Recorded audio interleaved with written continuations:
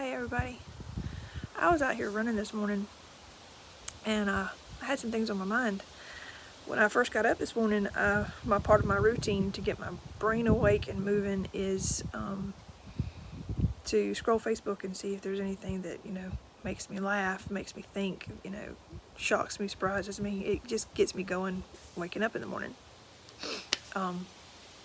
So before I have my Bible devotion time, I'll scan Facebook real quick just to get myself awake, because I'm afraid I'll fall asleep during my devotion time. So I just kind of, get myself perked up and awake, go to the bathroom, wash your face, all that good stuff. So that's how I start my day. Not that you wanted to know that, but now you do. But yeah, I was on Facebook, and I always like to look at my memories and, see what was happening a year ago, 2 years ago, 5 years ago, 10 years ago. So I was scrolling through and I found this meme that I shared before, and I shared it again today on the way I see it. And I wish I could read it to you word for word, but I can't do this video and do that too. I tried earlier and it didn't work. But basically, it talks about, y'all go look it up if you want to. It's the one that says something about your anointing will crush you. And it talks about, the things that you do, whatever you're called to do in life, your calling, there will be struggles to go along with that. Like if you're, supposed to, encourage and empower people, if you're supposed to prophesy, then you're going to have trouble controlling your mouth. If you're supposed to, be an encouragement to people, then you're going to struggle with your self-esteem. And there's other stuff in that meme that it really, when I first saw it and shared it years ago, it spoke to me, and it spoke to me again today. Not just because the meme itself is awesome, and I love the way it ends. It ends saying, you're going to go through this crushing and everything because your oil is not cheap. And that, to me, I don't know really what the author, what their focus was, but to me, I was like, it makes me think of the woman with the alabaster box who poured out the expensive oil on Jesus' feet. I didn't know I was going to get teary. Why didn't I know? That's me. That's who I am. That's what I do.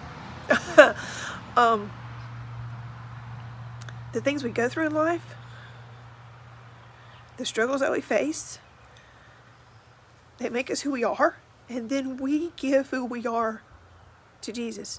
So the struggles that we go through, the challenges that we face, the things that, tribulations in life, if you will, they work in you. They're there to shape you, bend you, break you when needed, so you can be reformed like you need to be, so that then your life can be a sacrifice, a oil on his feet. It's what you pour out to him. So that spoke to me, and I just wanted to share that with you guys. If you read that meme and you're like, I don't really get it, which I think most of you probably do, but just in case there's somebody who didn't really get that last part, that's what it means to me. Anyway, the reason that spoke to me so is because that's something that I've struggled with before, and I've actually, I won't say that I've learned it. I did learn that lesson, not to say I have learned. Now, I learned the lesson, but I forget sometimes, and I go back. So I try not to say I have learned it, because I'm still constantly learning. You're in that present progressive English teacher coming out. You're in that present progressive state. You are continually doing. Okay, you are continually learning. If you ever reach the point where you think that you have learned everything, you are in a world of danger. Look out. I'm sorry, that's the way it is. Don't ever get to the point where you think you have arrived, because there's always something that you need to learn, something that you need to work on, something. I'm not you preaching at you. I'm saying, in general, the general term you, me included. There's always something to learn. And every time I think that I've learned a lesson, it comes back around like, oh, I guess I didn't learn that after all. So I have to go through it again. But yeah, so anyway, in years past, I've struggled with different things. And I've reached the point of being pretty rock bottom, pit of despair. If you're a Princess Bride fan, you get that. I was pretty low down there, and I reached the point where in that moment it became real to me, the fact that the things that are my biggest struggle could also be, and I believe they are meant to be, my biggest gift, if you will. Not gift for me to enjoy, but my gift of what I'm good at to do. And so when I realized that was true about one thing, and I'll put it out there, my gift with words. I was in a place where I was very aggravated about a situation, and a particular friend was aggravating me a lot. Not that she was doing it on purpose, but it was just a situation that was just, and I was not in a good place in my life as a whole, so I wasn't dealing with it well. And so I could, oh boy, could I fire off a text. I could put you in your place, tell you everything you need to know, just boom, boom, boom, boom, boom. And I could text like, I could fire them off, baby. And I'm laughing at it because I have to be able to laugh at myself to keep from crying sometimes, but it's not a good thing to be mouthy and let me tell somebody off. And we've talked about that before, I think, but that's a separate topic to get into. But I realized at one point that, the very thing that I'm good at, that other people can look at and say, oh, you've got such a gift, you got such a way with words. And I'm not pinning roses on myself, okay? I look at my writing and I think, oh, it's pretty good sometimes. Other times I think it's horrible. But people have told me, you have a gift, you're good at that. You should pursue that. You should write a book, you should do this and that.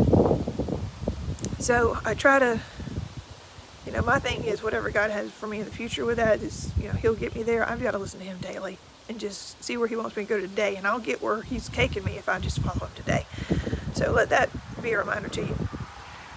Little pearl of wisdom that I'm learning along the way. Don't worry so much about where you're going. Worry about today. Tomorrow has enough troubles and worries of its own. That's scripture. Don't worry about all that. Just worry about keeping yourself close to God and listening to His voice today, and He'll get you where you're going. But anyway, the meme brought back memories of that time in my life where I had that realization that not just, well, first of all, I realized that, the very thing that I'm good at is something that I struggle with in a negative way. But I realized that's true about other things too. I really enjoy, technology, Facebook, the internet, that kind of thing, but it can be a hindrance to me if I let that be something that I focus on too much, and I spend so much time doing that I'm not fulfilling the other parts of my life, right? I enjoy, getting on Facebook and responding to people here and there, having conversations with people. I like that. I get in there. I'm pretty, I won't say knowledgeable, but I know a lot about how to get this comment to post here and how to make it, a reply there, how to edit it, how to, that kind of thing that some people tend to struggle with. They don't know certain things about it, and so then I can become frustrated. Don't they know they can edit that? They don't have to, don't they know they can this and that? And no, they don't know, right? So the things that I can become good at can then turn around and be something that's a stumbling block to me of, pride or, feeling like other people don't know, and why don't they know? Don't be like that, right? That's what I'm telling myself, and if you struggle with that too, let me know. because I don't like the fact that I can be critical of other people when they don't know what I know. And I'm trying really hard to learn to be patient and think about things from other viewpoints. And that, again, is something that I'm good at. Not pinning roses on myself, but I tend to be that person that does stop and say, first I get aggravated. It's the flesh in me that it's just like, annoyed. But then usually there's a check in my spirit. There's another thought that comes to mind. It's like, well, look at it from their point of view. What are they seeing? They don't get on Facebook as much as you do, because maybe they don't have the data for their phone, or they don't have good internet service, or they have, a lot of things going on in life, and that's just not something they have time for, so they don't have as much practice as you. Okay, so that's just a Facebook issue. Then there was the whole issue of me writing, and being good with words. Well, yeah, what is that really good, to be able to just fire off words and tell somebody off? The things that I'm good at, if I don't watch myself, I can turn around and be really bad with them.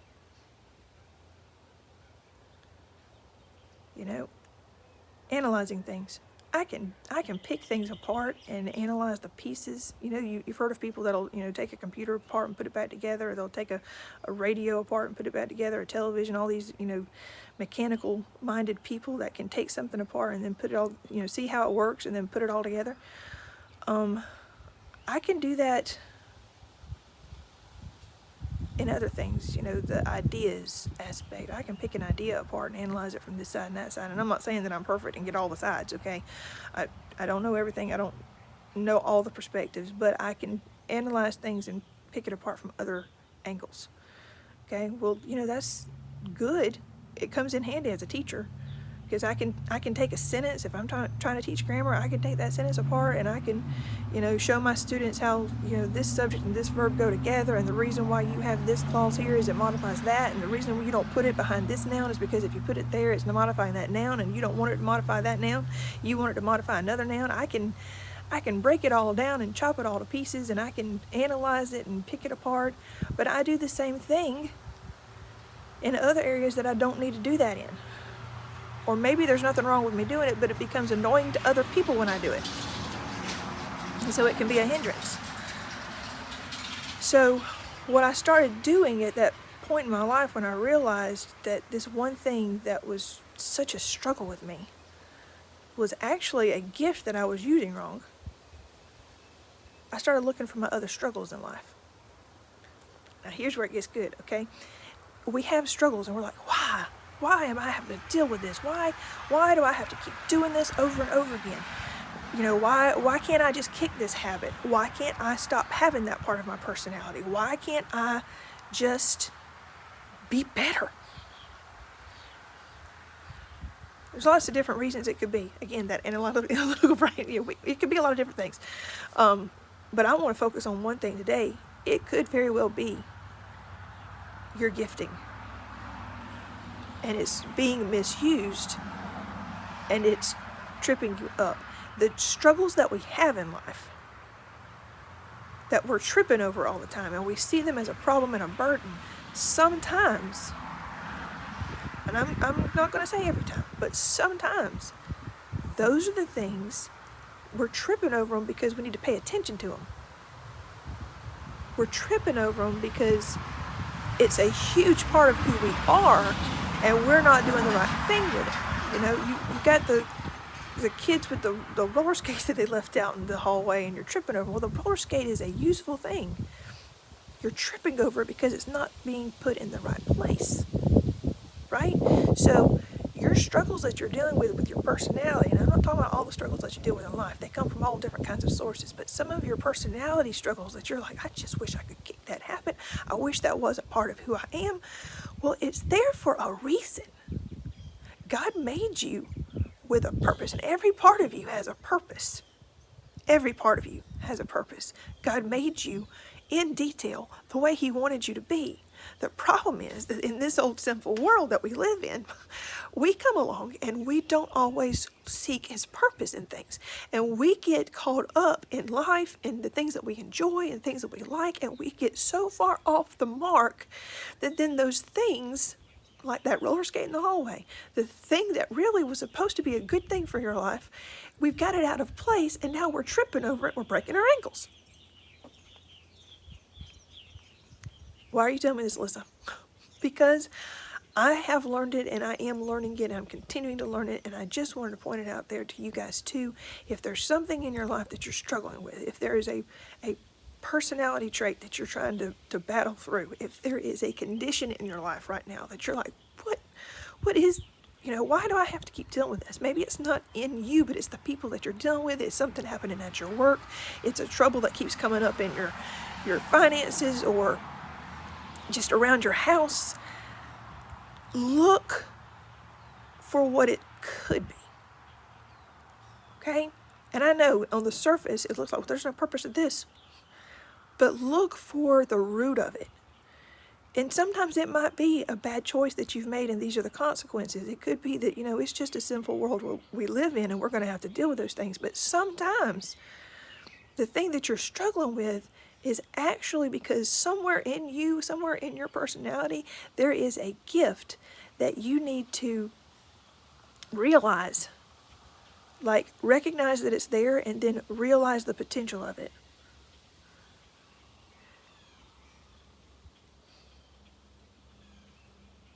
Yeah, I think that's pretty much it. See the things that are catching your attention, maybe in a negative way. And instead of just being negative about it, look for how that might be used a different way. Instead of me using my gift of wording and phrasing and making a point to tell a friend off in a text, I started using it to make a point in writing about things that maybe might matter to people. Instead of big truck, there it goes.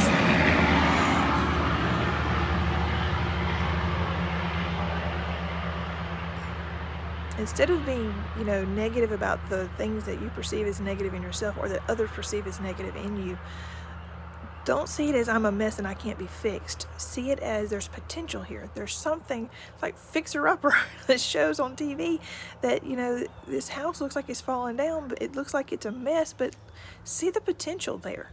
There's something there. There was something there once. When God made you and planned you out, it was for a good thing. And somewhere along the way, we've let life twist it and warp it, and it's being used for something opposite of his purpose. See, the devil always has a counterfeit. There's God's good, and then there's the devil coming along with a counterfeit to try to distract you, to like a decoy, to get you off God's path, and you're following this other thing, thinking that's what you're supposed to do. This world is booby trapped, y'all, everywhere. So, I don't know. I just wanted to encourage you to, first of all, look for that meme and read it. Because I can't remember it word for word, but it's awesome. And then consider the fact that the things that you're struggling with in life, it might be that God's going to use those things to help you further down the road, be the person that you need to be to work the ministry that he has planned for you to work. But it also could be that those things that you're tripping over now, yeah, it's going to work something good in you for the future, but in this moment, it has a purpose that might be a little distorted. You might be, there might be a side of your personality that needs to be uncovered and redirected on a good path. That's what I've discovered about myself. That's what I'm working on daily. And I was reminded of it this morning, so I thought I would pass it along to you, because I think that when God gives you some kind of a thought and pricks your conscience with things that, a lot of the time, he wants you to then turn around and pass it along. He'll keep pouring into you if you will be an outlet that will pour out to others. And I want God to keep pouring into me and showing me things. So I'm going to just let whatever he gives me, I'm going to give it to you. And maybe it'll be a blessing to you. Maybe it'll help you. And if nothing else, it gives me time to process what he's telling me. So it's a blessing one way or the other. Anyway, you guys have a great day. And keep on keeping on, and come back next time, see what we have.